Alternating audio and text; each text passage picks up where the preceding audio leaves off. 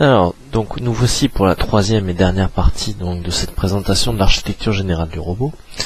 Donc, on va parler maintenant des cartes qui sont sur le côté. Donc sur le côté, donc c'est-à-dire entre les deux poteaux mécaniques sur la rigidité du robot. Et donc, pour l'instant, nous avons trois cartes. Alors, c'est-à-dire deux cartes ici. Et une carte qui est au niveau qui nous permet de gérer le laser, mais probablement qu'on augmentera le nombre de cartes si le besoin s'en fait sentir. Alors, un des premiers éléments qui est important, c'est que, comme on l'a expliqué pour le bloc électronique, on a besoin d'un bus I2C un peu partout, puisqu'on veut éviter de multiplier les connexions de carte à carte. Alors, pour pouvoir avoir ce bus I2C, eh bien, on a de la même manière qu'à l'intérieur du bloc électronique, un certain nombre de rangées de connecteurs Molex à 4 pattes toujours, donc 2 pour l'alimentation, 2 pour les données et l'horloge. Et donc ces connecteurs viennent directement sur proviennent de la carte de proximité qui fait le relais par rapport à ça. Alors de ces connecteurs partent plusieurs cartes. Enfin, une carte qui gérait les relais, qui s'appelle RLY08, et également, on peut voir à l'intérieur, ici, lorsqu'on tourne le robot, donc, un sonar qui est ici, et qui est également relié en I2C. Alors, on va s'intéresser à cette petite carte, qui est une carte de relais. Alors cette carte de relais, en général, elle est utilisée lorsqu'il y a des gros courants à passer et qu'on veut éviter que ce soit le microcontrôleur qui fournisse la puissance. Alors on a deux choix dans ces cas-là. Soit on veut des choses vraiment évoluées, comme par exemple une régulation, un asservissement. Et à ce moment-là, il faut refaire un montage comme pour les moteurs, c'est-à-dire avec un PID, une carte d'asservissement avec un pont H, etc. Soit on y va de façon un peu plus brutale et on fait du 0-1 grâce à un relais un relais, c'est un interrupteur qui est commandé.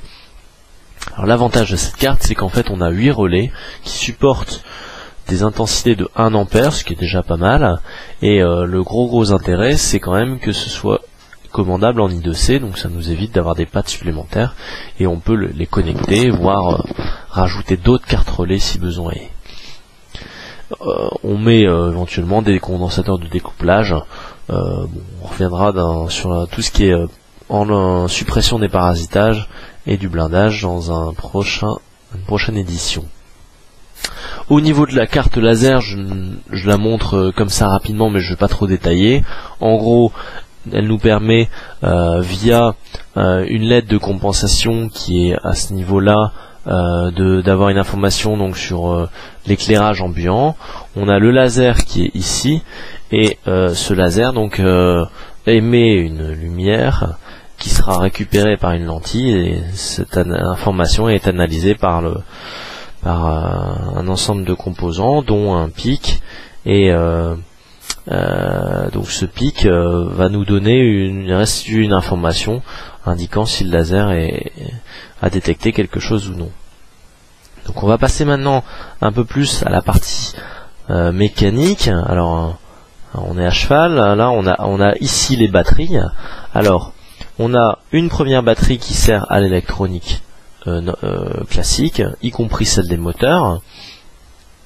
Et on a une deuxième batterie qui sert soit pour la carte mère, soit pour ici cette année c'était le cas, le percuteur avait besoin d'une grosse puissance et cela perturbait le reste de l'électronique. Donc on a préféré isoler la tension et la mettre sur une deuxième batterie. Donc, normalement avec deux batteries, on a largement de quoi faire tourner le robot. Alors sachant que au niveau de la masse, on ne connecte pas du tout la masse au châssis. Alors il y a des gens qui font ça. Là le choix a été de tout faire en plastique et de ne jamais connecter la masse. Donc, et les deux batteries n'ont pas de masse commune. Puisqu'on utilise un relais, on n'a pas besoin de relier les masses. Alors au niveau de l'architecture un peu mécanique du robot, donc on a vu que c'était une architecture qui était modulaire. Passons un peu en dessous. Donc ici on a une bille qui est démontable, donc un bille qui est monté sur donc d'autres petites billes qui sont à l'intérieur et qui nous permettent donc d'avoir un appui qui soit de type ponctuel, puisque je rappelle qu'effectivement on a 2 roues ici, enfin 4, mais bon ça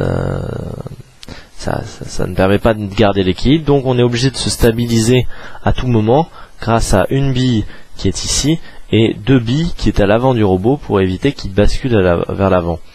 Normalement le robot reste vers l'arrière, mais lorsqu'il accélère, lorsqu'il décélère plus précisément, il a tendance à basculer vers l'avant, donc c'est très pratique d'avoir ces 2 petites billes qui sont à l'avant et qui l'empêchent de gigoter. Alors un point important au niveau mécanique, c'est qu'ici on a des moteurs, donc des moteurs qui sont à peu près 20 watts dans la version de compétition et 11 watts dans la version avec des portes escape, donc plus pour nous pour faire des tests. Et l'intérêt d'avoir 2 moteurs, c'est de pouvoir tourner sur nous-mêmes, puisque lorsqu'on a une voiture par exemple, il faut faire des créneaux, il faut faire des manœuvres qui sont assez compliquées à faire comprendre à un robot. Donc il vaut mieux faire tourner le robot sur lui-même et avancer, plutôt que de s'embêter à vouloir avoir 4 roues. Donc ça c'est pour expliquer la présence des 2 roues ici et ici. Alors maintenant il y a 2 roues supplémentaires qui sont ici et ici. Ces roues sont reliées à un codeur incrémental, donc qui est juste derrière cette plaque, et ce codeur, ces 2 codeurs nous permettent d'avoir donc des informations de position grâce à 2 signaux qu'il faut analyser, qui sont en quadrature de phase, et donc en analysant ces signaux on arrive à déterminer si les roues vont vers l'avant ou s'ils vont vers l'arrière, et surtout de combien d'incréments ils vont vers l'avant ou vers l'arrière. Le choix d'avoir des codeurs séparés alors qu'ils sont montés, et ça c'est impératif, sur suspension, parce que s'ils n'étaient pas montés sur suspension, eh bien la roue ne serait pas forcément en adhérence. Comme on ne peut pas, c'est la traction, c'est la force des moteurs qui doit propulser le robot, on ne peut pas se permettre d'avoir des codeurs qui soient pas tout à fait dans l'axe de la roue, donc on a choisi de les mettre sur des suspensions, comme ici. Ici on a des suspensions. Voilà. Alors un autre élément qui est important, c'est la présence des billes, enfin pas des billes mais de ces petites roulettes, et ces roulettes, donc on a utilisé du téflon, et l'intérêt principal de ces roulettes est bien de pouvoir déjà d'une part caler le robot sur les bords, mais ça on aurait pu le faire avec les bords du robot. L'intérêt principal c'est de ne pas se retrouver bloqué dans le cas où on est sur un bord. Dans ce cas là les billes vont rouler plutôt que ça frotte sur une partie du robot. Alors ensuite on a des parties spécifiques au thème. Ces parties spécifiques au thème de chaque année donc sont logées dans cet espace, c'est-à-dire qu'on est limité par ce bord ici et ce bord là jusqu'à l'arrière de la carte mère qui est ici. Ici on remet une structure qui nous permet d'avoir une rigidité forte du robot, et au-dessus de cette structure on trouve un élément qui nous permet de positionner une webcam ou des capteurs, et un petit socle de 8 cm pour la balise des adversaires. Voilà pour la partie mécanique. On a l'interrupteur d'arrêt d'urgence qui est ici au niveau du bloc électronique, et je crois qu'on a fait le tour sur l'architecture générale du robot. Je vous remercie pour m'avoir écouté, et j'espère que vous suivrez les prochaines séances.